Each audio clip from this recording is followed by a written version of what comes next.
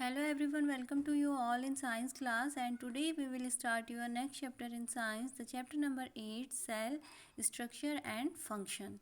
So let we start. देखो जो cell chapter है, सेल होती हैं किसी भी लिविंग ऑर्गेनिज्म का जो स्टार्टिंग स्टेज होती है वो सेल ही होती है. So cell is the basic unit of life. इसको हम बेसिक यूनिट ऑफ लाइफ भी बोल सकते हैं या the structural and functional unit of life is called cell.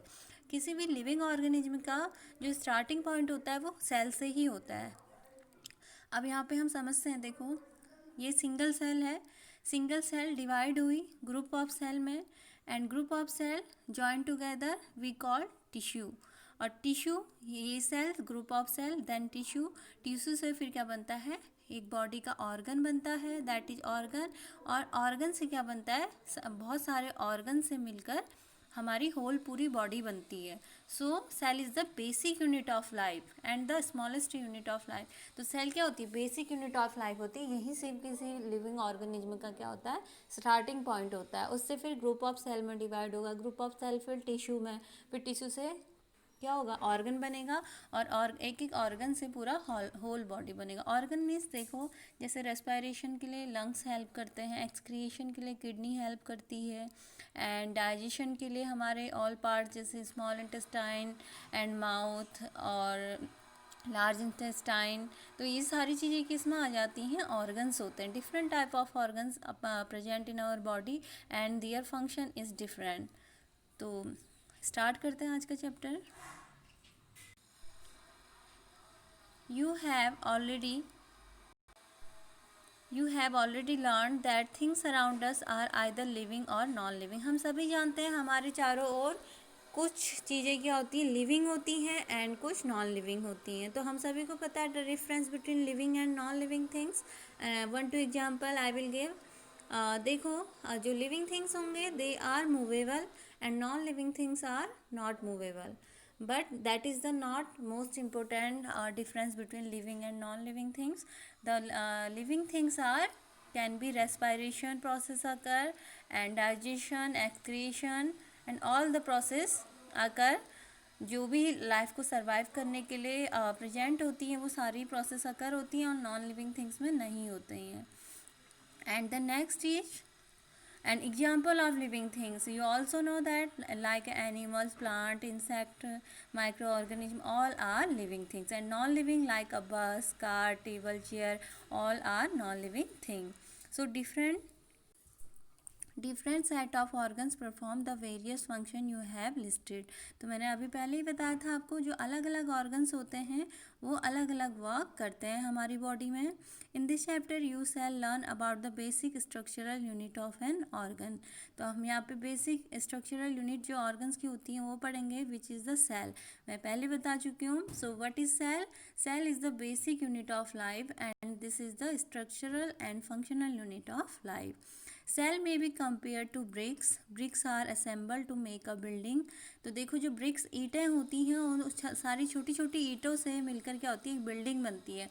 वैसे ही जो सेल्स होती हैं एक एक सेल करके क्या बनता है, पूरा होल बॉडी बनता है, होल ऑर्गन्स बनते हैं, टिश्यू बनते हैं. Cell are assemble to make the body of every organism. तो सेल्स क्या है, यहाँ पे सेल की जो कंपैरिजन किया है वो किससे किया है, ब्रिक्स से किया है. I think you all understand about the cell. Then we see the discovery of the cell. Discovery of cell हम यहाँ पे देखेंगे. Robert Hooke in 1665 observed slice of cork under a simple magnifying device. तो देखो जो Robert Hooke थे scientist, उन्होंने 1665 में सेल को ऑब्जर्व किया था. किस में, कॉक सेल में. In this diagram you see, इस टाइप से कुछ उन्होंने देखा था माइक्रोस्कोप से. Cork is a part of the bark of a tree. जो कॉर्क होता है वो जो पेड़ की छाल जिसे बोलते हैं वो होता है. He took then slice of cork and observe them under a microscope. और उन्होंने इसको माइक्रोस्कोप में देखा था. He noticed partitioned boxes of compartment in the cork slice. तो इस तरीके से वो दिखा था. You see the brick wall and the onion peel. तो इस टाइप से जो ब्रिक्स हैं होती हैं ईंट, ऐसी सेल्स भी बनी होती हैं. स्ट्रक्चर सेम होता है. एंड अनियन पील में जो छोटी छोटी आपको स्लाइसेस दिख रही हैं that is the cell. So these boxes appeared like a honeycomb. और ये किस तरीके से दिख रही है, जो कॉक सेल थी, हनी बी का जो हनी कॉम्ब होता है, जो मधुमक्खियों का छत्ता, सभी ने देखा होगा, like that type. He also noticed that one box was separated from the other. और हर एक बॉक्स एक दूसरे से क्या होता है, सेपरेट होता है by all wall और partition. Hook coined the term cell for each box. और जो रॉबर्ट हुक थे, उन्होंने हर एक बॉक्स को सेल का नाम दिया. What Hook observed as boxes or cell in the cork were actually dead cell. तो उन्होंने कॉर्क को क्या कहा था, ये डेड सेल है. Cell of living organism could be observe only after the discovery of improved microscope. तो वो तो उन्होंने खाली मैग्नीफाइंग ग्लासेस या उससे देखा था, बट जब जो इम्प्रूव्ड वेल माइक्रोस्कोप डिस्कवरी हो गई थी, तो उससे उन्होंने क्लियर देखा था. Very little was known about the cell for next 150 year after Robert Hooke observation. तो जो रॉबर्ट का ऑब्जर्वेशन था, उसके 150 साल बाद इसको पूरा क्लियरली देखा गया था. We know a lot about cell structure and function because of improved microscope. So I think you all understand who discovered cell. The cell discovered by in 1665 Robert Hooke. Very important question. And the next is the cell. Both bricks in a building and cell in the living organism are basic structural unit.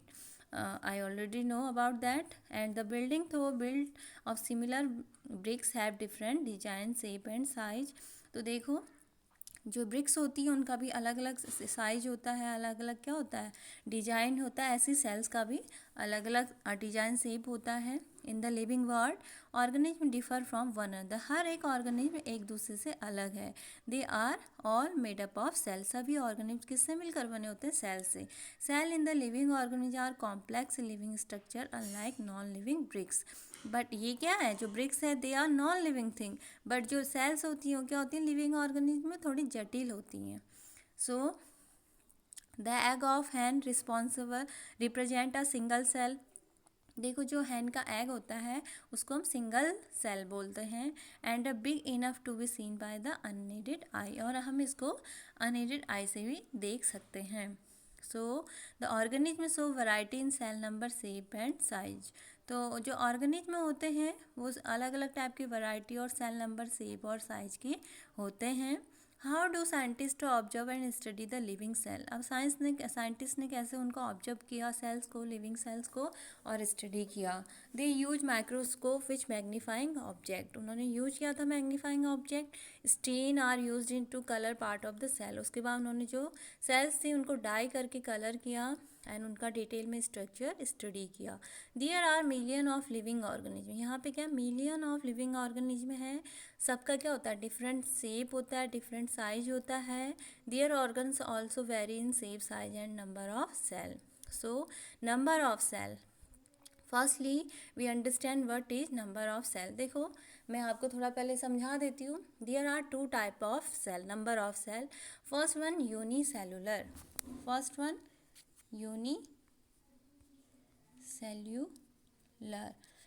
unicellular and second is multicellular.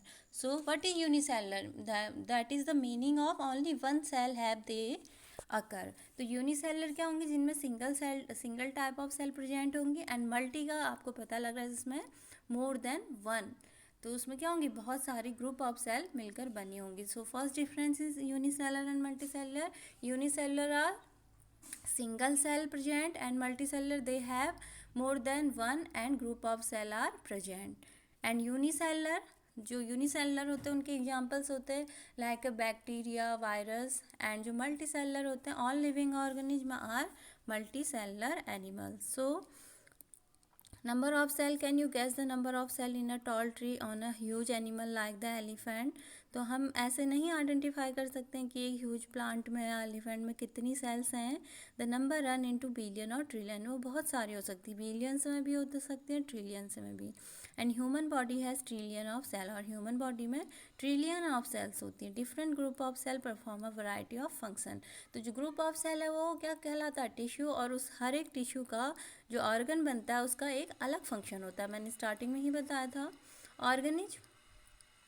Organism made of more than one cell are called multicellular. तो आपको ये समझ में आ गया होगा, unicellular and multi cellular.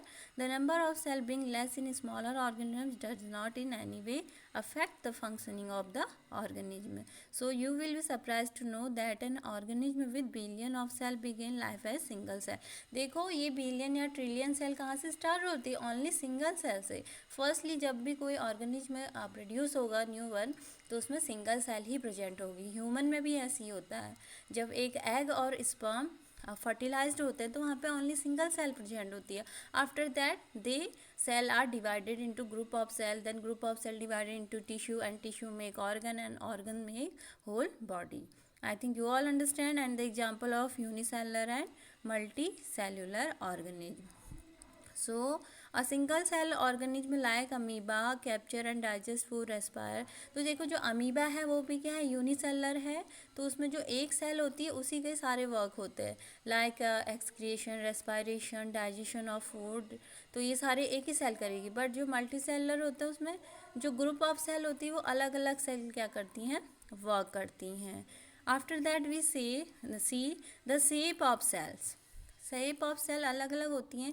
मैं यहाँ पे आपको दिखाती हूँ the type of cell in the body, that is stem cell, bone cell, blood cell, ये इस टाइप की दिखती है। Muscle cell, fat cell, skin cell, nerve cell.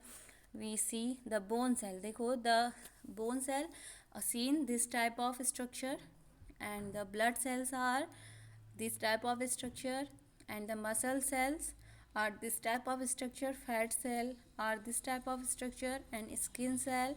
So there are different type of cell. The nerve cell very important, neuron cell भी बोलते हैं। This is present in our brain, and that is the most important cell of our body, because all control of our body in the presence in brain. I think you all understand those things. So thank you for watching this video.